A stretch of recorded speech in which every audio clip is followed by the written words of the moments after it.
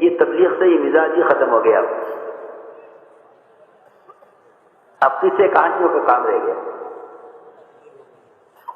ساری غیروں کی جتنی ذلت کے توق گرد پڑے ہوئے ہیں، خدا کی قسم صرف اس لیے ہے کہ اللہ کی توحید کو بیان نہ کرنے کی وجہ سے اللہ کا تاثر دلوں سے نکل چکا ہے. اب تاثر حکام کا ہے، اللہ کے احکام کا تاثر نہیں ہے. اب تاثر حکام کا ہے، تاثر حکام کا ہے، احکام کا نہیں ہے. حالانکہ حکام، وہ تو حدیث میں آتا ہے کہ بدترین حکام تو مسلط کیے جاتے ہیں ان پر جو ہمارے احکام کو ضائع کرتے ہیں. جو ہمارے احکام کو ضائع کرتے ہیں ان پر بدترین حکام مسلط کیے جاتے ہیں. یہ حدیث میں ہے. یہ کسی قانون یا کوئی بھی مسلمانوں کی یا عوام کی چاہت کے خلاف کوئی قانون بننا، میں کہتا ہوں خدا کی قسم اس کا حکام سے ذرے کے برابر بھی تعلق نہیں ہے، ذرے کے برابر بھی تعلق نہیں. انہیں گالیاں دینا، انہیں برا کہنا بالکل فضول ہے، بالکل فضول ہے. میری زمین ناجائز قبضہ ہو گیا، میرے مکان پر ناجائز مقدمہ ڈال دیا، میری دکان کو ناجائز قبضہ لیا گیا. حضرت فرماتے تھے ظالم قبضانے والا نہیں ہے، ظالم تو وہ ہے جس کی قبضائی گئی ہے. حضرت کے بیان میں ہے تو نے اللہ کا حکم توڑ کر اور غیر سے رشتہ جوڑ کر ایسا کون سا ظلم کیا کہ اللہ نے تیری زمین پر غیروں کو مسلط کر دیا. یہ تھی بات. وما ظلمناہم ولکن کانوا ھم الظالمین. ہم نے ظلم نہیں کیا ان پر، انہوں نے ظلم کیا. ہم سے رشتہ توڑ کر غیروں سے جوڑ لیا ہے. میں نے ایک بات عرض کی کہ سب سے پہلا امتحان یہ ہوگا کہ تم اس ملنے والے سبب کو کس کی طرف سے سمجھتے ہو. بس انبیاء اور اقوام، ان دونوں کی بات کا فرق یہی ہے کہ وہ کہتے ہیں کہ جو کچھ دیا ہے اللہ نے دیا ہے. اس لیے نعمت کے حصول پر اور نعمت کے زوال پر انبیاء اور صحابہ نہ کبھی فخر کرتے تھے نہ کبھی ملامت کرتے تھے. حسرت یوں نہیں کرتے تھے کہ اللہ نے دیا تھا لے لیا، اور فخر یوں نہیں کرتے تھے کہ میرا ہے نہیں اللہ کا ہے. کوئی آدمی دوسرے کے مکان پر، دوسرے کی دکان پر، دوسرے کارخانے پر، دوسرے کے مال پر فخر کر سکتا ہے کہ نہیں کر سکتا کہ میرا ہے ہی نہیں. جو چیز میری نہیں ہے میں اس سے کیسے فخر کروں. تو میں نے عرض کیا کہ اللہ رب العزت انبیاء علیہ السلام کو بھی اسباب دے کر سب سے پہلے دیکھنا چاہتے ہیں کہ یہ اس سبب کو کدھر منسوخ کرتے ہیں. قارون نے کہا انما اوتیتہ علی علم عندی،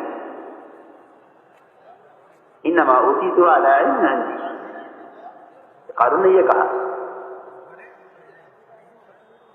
اس کو یہ سمجھایا گیا، موسیٰ علیہ السلام نے یہ کہا کہ یہ اللہ کا دیا ہوا مال ہے، اس نے پہلے اللہ کا حق لے کیا ہے. اس نے فوراً جواب دیا انما اوتیتہ علی علم عندی. یہ پہلی بات ہے کہ مال میرے یہ تو میرے فن کی آمدنی ہے، یہ میرے فن کی آمدنی ہے. اللہ دیتے تو میں اللہ کو دیتا، یہ تو میں نے اپنی کوشش سے کمایا ہے. تو انبیاء علیہ السلام کو بھی اسباب دے کر اللہ تعالی دیکھتے ہیں کہ یہ اسباب کو لے کر ہمیں کتنا یاد رکھتے ہیں. میرے دوستو عزیزو، اسباب اللہ کا فضل ہے، اور فضل جو ہوتا ہے وہ اطمینان کے لیے نہیں بلکہ امتحان کے لیے ہوتا ہے. اللہ کا فضل اطمینان کے لیے نہیں، امتحان کے لیے ہے. اگر فرق جھپکنے کے بقدر اتنی دیر میں بلقیس کا تخت سامنے آ سکتا ہے تو یہ محض فضل ہے کہ میری اس میں آزمائش ہے کہ میں اس ہونے کو اس کرنے والے کی طرف منسوخ کرتا ہوں یا اس ذات کی طرف منسوخ کرتا ہوں جس نے اس عفریت سے کام لے لیا ہے. یہ امتحان ہے، یہ امتحان ہے. ہاں فضل بھی لیبلونی، اللہ کا یہ فضل ہے میری آزمائش کے لیے. اس لیے میں نے عرض کیا کہ ایک امتحان یہ ہوگا ہر ایک کا کہ اللہ نے جو اسباب تمہیں دیے ان اسباب کو تم نے کدھر منسوخ کیا.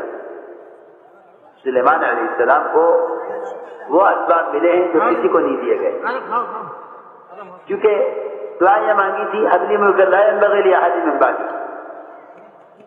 یہاں تو کسی بھی چیز پر قابو نہیں ہے، وہاں ہوا پر، پانی پر، جنات پر، شیاطین پر، پرندوں پر، چرندوں پر، سب پر قابو تھا.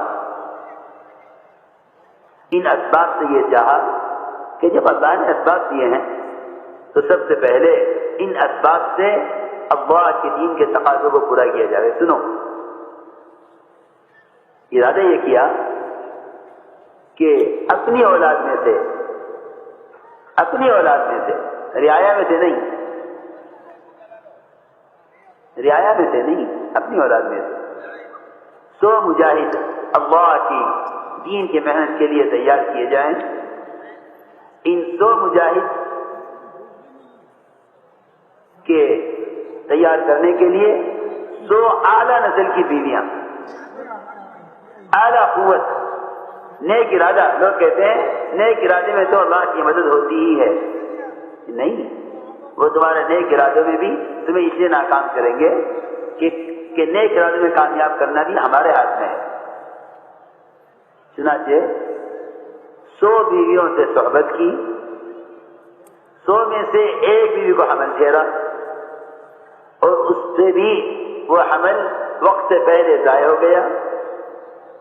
ایک لوتھڑا پیدا ہوا جس کو لا کر دایا نے کرسی پر ڈال دیا کہ آپ نے تو 100 بیویوں سے صحبت کی تھی، 100 اللہ کے دین کے مجاہد پیدا کرنے کے لیے، یہ دیکھیے یہ پیدا ہوا ہے.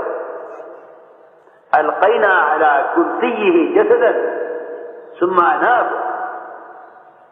کیا ہوا کہ اللہ رب العزت کے دیے ہوئے اسباب میں اللہ کو راضی کرنے کے لیے، اللہ کے دین کے تقاضوں کو پورا کرنے کے لیے 100 مجاہد تیار کرنے کا ارادہ کیا تھا کہ اتنے بڑے خیر کے کام کے ارادے میں اتنے بڑے نبی سلیمان علیہ السلام اور اپنی اولاد تیار کی تھی یہ کے لیے، اللہ کے دین کو دنیا میں قائم کرنے کے لیے.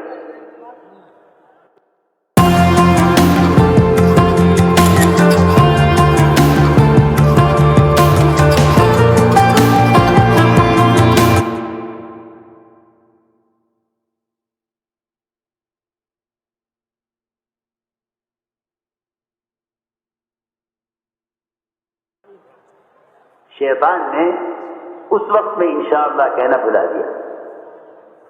اگر صرف اتنا کر لیتے کہ میں نے جو کچھ بھی سوچا ہے اگر اللہ چاہے گا تو ہوگا. لکھا ہے علماء نے کہ اگر حدیث میں ہے صحیح روایت ہے کہ اگر انشاءاللہ کہہ لیتے تو 100 کی 100 بیویوں سے ایسے مجاہد طاقتور جوان مرد تیار ہوتے. لیکن انشاءاللہ کہنا بھول گئے. اسباب، چاہے اسباب ہدایت دیے جائیں انبیاء علیہ السلام کو، چاہے اسباب مادی اسباب دیے جائیں، چاہے اسباب ہدایت دیے جائیں، چاہے مادی اسباب دیے جائیں، ان دونوں اسباب میں نبی کچھ نہیں کر سکتے جب تک اللہ کی چاہت نہ ہو، اور مزید یہ کہ یہ اپنے ارادے کو اللہ کی چاہت پر موقوف نہ کرے.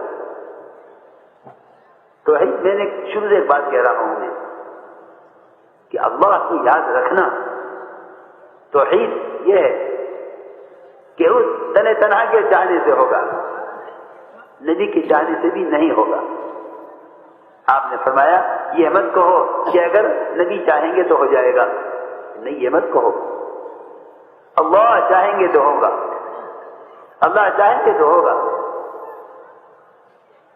میں نے دو باتیں عرض کی ہیں کہ اسباب مادی ہوں یا اسباب ہدایت ہوں۔ حضور اکرم صلی اللہ علیہ وسلم سے یہ کہا گیا کہ اگر 3 سوال کے آپ جواب دے دیں تو ہم آپ پر ایمان لے آئیں گے۔ اصحاب کہف کون تھے؟ ذوالقرنین کون تھے؟ روح کیا ہے؟ ایسے 3 سوال کیے گئے جن کا آپ کے پاس علم نہیں تھا۔ آپ نے فرمایا کر بتلا دوں گا، اور کہاں سے بتانے کا ارادہ تھا؟ اللہ کے علم سے۔ جبریل آئیں گے ان سے کہوں گا اللہ سے پوچھ کے بتا دے۔ اللہ کی شان، اللہ تعالیٰ ایسے موقعوں پر انبیاء علیہ السلام کو اس لیے تنبیہ فرماتے ہیں تاکہ قیامت تک آنے والی انسانیت یہ سمجھ لے کہ اللہ سے کسی کا کتنا بھی تعلق صحیح، لیکن وہ نرادھار ہے۔ اس کی سمدیت کا تقاضا یہ ہے کہ وہ ہر فرد کو اس حالت پر لانا چاہتا ہے جس سے ساری کی ساری مخلوق کی محتاجگی حد سے بڑھ جائے، اور یہ محتاجگی اس کی وحدانیت کی طرف پھیر دے۔ یہ اصل چیز یہ ہے۔ دیکھو ایک بات یاد رکھنا، انبیاء علیہ السلام کے یہ واقعات یہ انسانوں کو، مسلمانوں کو یہ بتانے کے لیے ہیں کہ وہ اتنا اونچا مقام رکھتے ہوئے اور اللہ تعالیٰ کا اتنا قرب رکھتے ہوئے اگر اپنے ارادوں میں اس کی مشیت کے بغیر کامیاب نہیں ہو سکتے، خدا نہ کرے شیطان انبیاء کی تحقیر کی طرف ذہن نہ لے جائے، بلکہ اس سے یہ واقعات مسلمانوں کی تحذیر کے لیے ہیں، انبیاء کی تحقیر کے لیے نہیں ہے، مسلمان کو ڈرانے کے لیے کہ تو سمجھ لے کہ تو اپنے چند اسباب میں شتہ پھر رہا ہے۔ وہاں اللہ رب العزت نے بڑے بڑے اسباب انبیاء علیہ السلام کو دے کر یہ دکھلا دیا کہ تم ہماری چاہت کے بغیر کچھ نہیں کر سکتے۔ چنانچہ آپ نے فرمایا کہ میں کل بتلاؤں گا اصحاب کہف کون تھے۔ کل ہو کر ندی، بعض روایتوں میں تو یہاں تک آتا ہے کہ مہینہ گزر گیا، کوئی وحی نہیں آئی، مہینہ گزر گیا، اتنا لمبا وقفہ ہوا وحی کے نازل ہونے میں۔ کیوں کہا آپ نے میں بتاؤں گا؟ یہ کیوں نہیں کہا اللہ چاہے گا تو بتلاؤں گا؟ یہ آیت نازل ہوئی بعض روایتوں میں 15 دن کے بعد، بعض روایتوں میں 1 مہینے کے بعد یہ آیت نازل ہوئی۔ وَاذْكُرْ رَبَّكَ إِذَا نَسِيتَ، نبی جی جب بھی آپ کسی کام کے ارادے میں انشاءاللہ کہنا بھول جایا کریں تو انشاءاللہ کہہ لیا کریں۔ میرے دوستو عزیزو، میں نے 3 باتیں عرض کی تھی۔ ایک اسباب کی نسبت اللہ کی ذات کی طرف، یہاں اللہ نے دیا ہے۔ دوسرے نتائج کی نسبت اللہ کی ذات کی طرف، نتائج کی نسبت اللہ کی ذات کی طرف۔ قرآن نے بھی ایسا نقشہ کھینچا ہے واقعی، کیونکہ قرآن انسانی فطرت کو سمجھانے کے لیے ہے، عجیب نقشہ کھینچا ہے۔ فلما تغشاها حملت حملا خفيفا فمرت به فلما اثقلت دعوا الله ربهما لئن آتيتنا صالحا لنكونن من الشاكرين فلما آتاهما صالحا جعلا له شركاء فيما آتاهما فتعالى الله عما يشركون۔ یہ فرمایا کہ جب یہ بیوی سے ملتا ہے تو اس کی بیوی کو ہلکا سا حمل پھیر جاتا ہے، گھر کے کام کاج میں بیوی اس حمل کو لے کر پھرتی رہتی ہے۔ فلما اثقلت، جب یہ حمل بھاری ہو جاتا ہے اور ولادت کا موقع قریب آتا ہے، دعوا اللہ ربہما، دعا کرتے ہیں اللہ سے میاں بیوی کہ اے اللہ اگر بچہ صحیح سالم خیریت سے پیدا ہو گیا لنکونن من الشاکرین تو ہم کہیں گے تو نے ہی کیا ہے. دیکھو یہ ہے بات کہ تم نتائج کے حصول کے لیے شاکر بنتے ہو اور نتائج حاصل ہونے کے بعد مشرک بنتے ہو. اس آیت میں شکر اور شرک دونوں کا ایسا بیان کیا کھول کے ایک ساتھ. کیا شکر ہے کیا شرک ہے. نعمت کی نسبت اس کی ذات کی طرف کر کے اس کی اطاعت میں اور شکرانے میں عبادت میں آگے بڑھے یہ شکر ہے. اور صرف ڈاکٹروں کی کارروائی کی طرف منسوب کر کے کہہ دے کہ اگر آپ نہ ہوتے تو بچہ پیدا ہو نہیں سکتا تھا. ایسا کہ اللہ نے آپ سے کام لے لیا ہے. جی ہاں یہ بھی ہے. آپ نہ ہوتے تو یہ کام ہو نہیں سکتا تھا. اللہ فرما رہے ہیں ثم السبیل یسرہ اس کے نکلنے کا راستہ تو ہم آسان کرتے ہیں. تم ایسے ہاتھ جوڑ کر شکر ادا کرتے ہو مخلوق کا کہ تمہیں اس وقت اس اللہ کا خیال نہیں آتا جس کے سامنے تم گڑ گڑا رہے تھے اس کی پیدائش سے پہلے. اللہ تعالیٰ تنگیاں اس لیے لاتے ہیں. دیکھتے ہیں میرا بندہ میری طرف کچھ دیر کے لیے آتا ہے یا ہمیشہ کے لیے آتا ہے. فلما آتاہما صالحا جب ہم ان کو اپنی قدرت سے محض اپنی قدرت سے اس تنگی سے بچے کو نکال کر دے دیتے ہیں جعل له شرکاء فیما آتاہما تو یہ ہمارے کیے ہوئے میں ہمارے غیر کو شریک ٹھہراتے ہیں. میں نے عرض کیا دوسرا امتحان یہ ہے. دوسرا امتحان یہ ہے. تیسرا امتحان یہ ہے کہ تم نے ان اسباب میں ہمارا حکم کتنا پورا کیا. تیسرا امتحان یہ ہے کہ تم نے ان اسباب میں ہمارا حکم کتنا پورا کیا.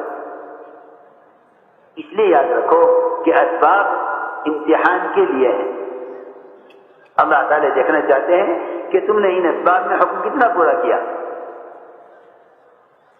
احکام دیے ہیں طبیعت کے خلاف. احکام دیے ہیں طبیعت کے خلاف. مال کی ضرورت مال کی محبت فطرت میں رکھی اور زکوٰۃ فرض کی.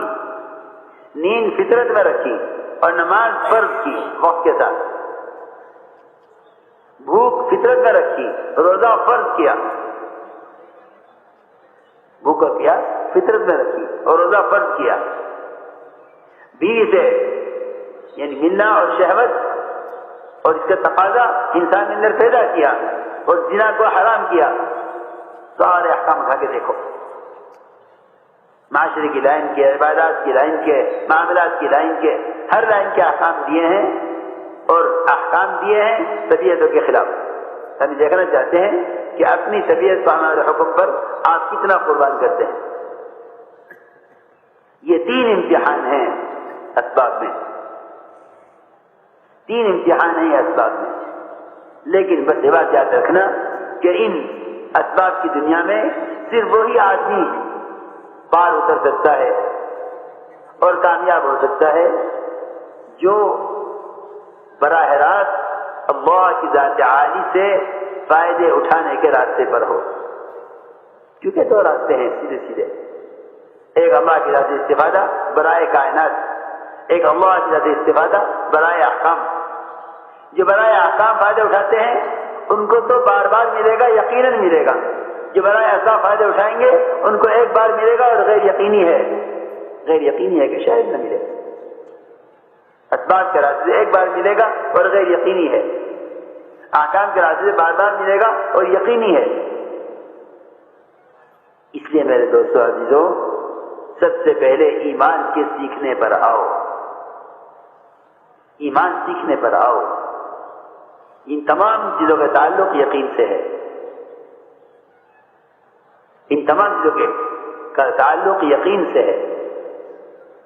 حضور اکرم صلی اللہ علیہ وسلم نے اپنے صحابہ کو ایمان کے حلقوں پر روزانہ اس لیے جمع ہونے کا حکم دیا تھا۔ میں ساری بات عرض کر کے کہتا ہوں کہ اس سب کا خلاصہ اس امر کو پورا کرنا ہے کہ اللہ کا حکم ہے ایمان والوں کو ایمان لانے کا۔ یا ایھا الذین آمنوا آمنوا، اے ایمان والوں تم ایمان لاؤ۔ اس حکم کو ایک مرتبہ نہیں پورا کیا جائے گا، بلکہ وہ نماز جو دن میں 5 مرتبہ ہے، وہ نماز جو دن رات میں 5 مرتبہ ہے، وہ نماز دن رات میں 5 مرتبہ ہے، اس کو بھی قرآن میں ایمان فرمایا ہے۔ نماز میں قرآن کو ایمان بھی فرمایا ہے۔ جو نماز صبح شام میں 5 مرتبہ ہے، میں عرض کر رہا تھا کہ اس عبادت کو حکم پر لانے کے لیے، اس عبادت کو حکم پر لانے کے لیے ایمان کی بھی اسی طرح روزانہ ضرورت ہے، ایمان کی تجدید کی روزانہ ضرورت ہے۔ جس طرح انسان کو جسمانی غذا کی روزانہ ضرورت ہے، اس طرح ایمان کی تجدید کی روزانہ ضرورت ہے۔ یہ اللہ تعالیٰ کا حکم ہے، یا ایھا الذین آمنوا آمنوا، اے ایمان والو ایمان لاؤ۔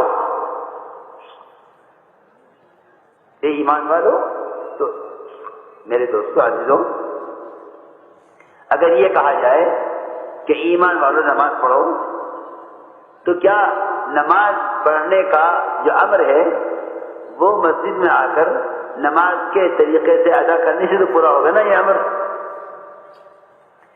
امر جو پورا ہوگا وہ مسجد میں آ کر نماز پڑھنے سے تو پورا ہوگا نا؟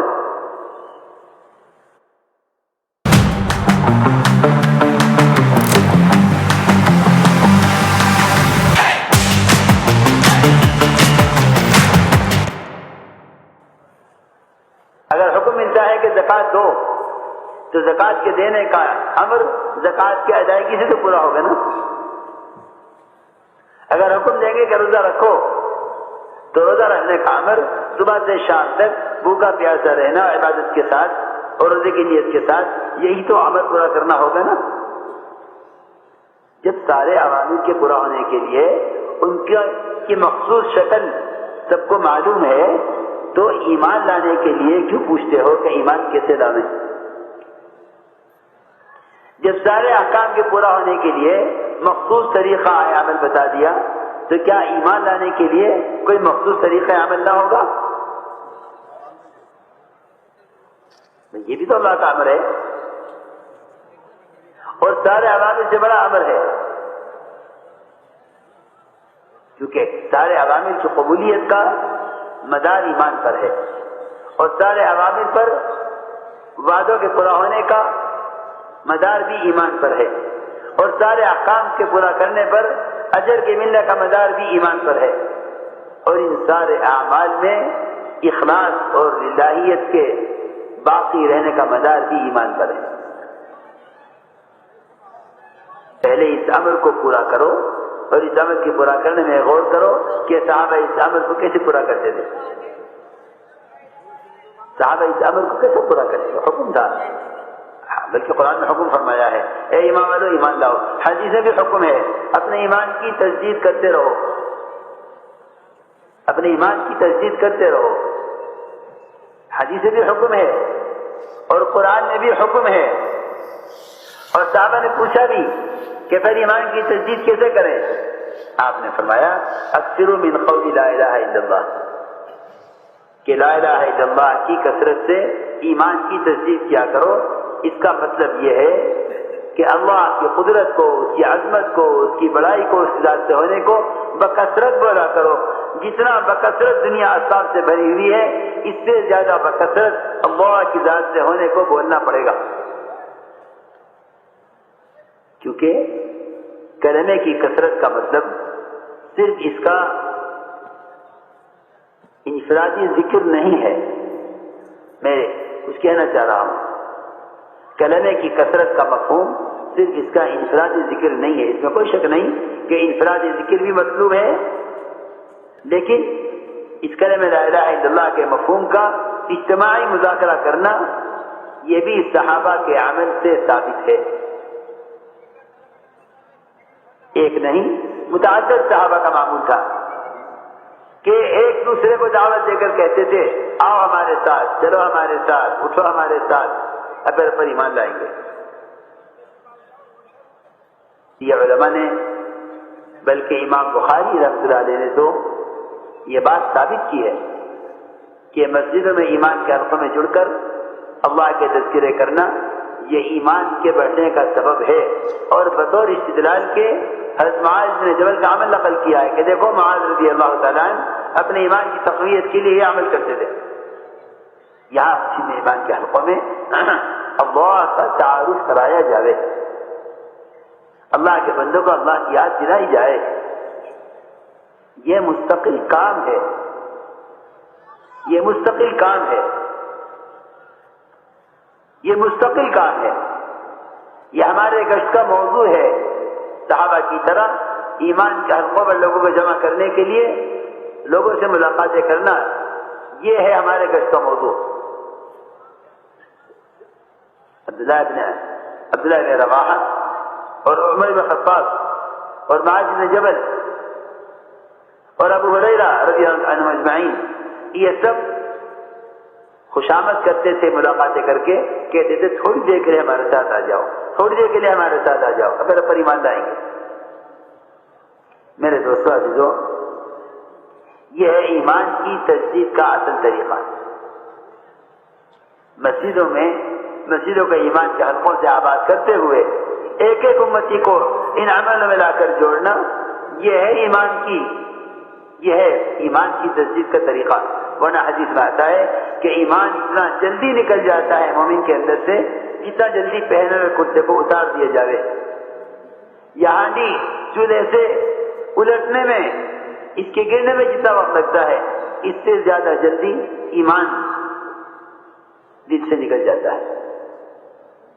اس لیے میں نے عرض کیا کہ اس عمل کے پورا کرنے کا یہ طریقہ ہے، اس حکم کو پورا کرنے کا یہ طریقہ ہے.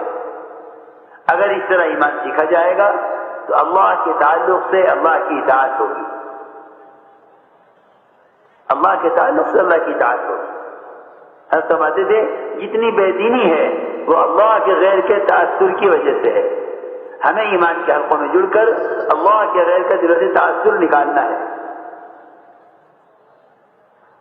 تو میں نے عرض کیا کہ 4 چیزیں ہیں جو ایمان کے بغیر حاصل نہیں ہوں گی، جس میں سب سے بنیادی بات یہ ہے کہ جتنے بھی اللہ کے وعدے ہیں عملوں پر، یہ وعدے یقین کرنے والوں کے لیے پورے ہوں گے. کیونکہ وعدوں عمل حکم کا پورا کرنا وعدے کے پورا ہونے کے لیے شرط ہے، اور وعدے کا پورا ہونا ایمان کے بڑھنے کے لیے شرط ہے. یہ تھی اصل بات کہ صحابہ اکرام حکم کو پورا کرتے وعدہ سن کر، جب وعدہ پورا ہوتا تو اس وعدے کے پورا ہونے سے یقین میں اضافہ ہوتا. یہاں وعدوں کے شک کی وجہ سے حکم پورا نہیں ہوتا، جب حکم نہیں پورا ہوتا تو وعدہ نہیں پورا ہوتا، جب وعدہ پورا نہیں ہوتا تو یقین میں اور ضعف اور یقین میں اور زوال پیدا ہوتا ہے. یہ ہے اصل بات. اس لیے حضور اکرم صلی اللہ علیہ وسلم اپنے صحابہ سے وعدے فرماتے تھے غیب کے. ان کے وعدے غیب کس لیے ہوتے تھے؟ تاکہ ان کے یقین کو ظاہری شکلوں سے ہٹایا جائے اور ان کا یقین اللہ کے وعدوں پر لایا جائے.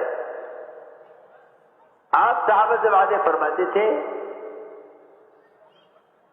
تنگی کے، خوف کے اور مشکل موقعوں پر. دیکھو یہ ہے امتحان کہ ہم وعدے کریں گے مشکل وقت میں تاکہ چھٹائی ہو، شک کرنے والے ایک طرف ہو جائیں، یقین کرنے والے ایک طرف ہو جائیں.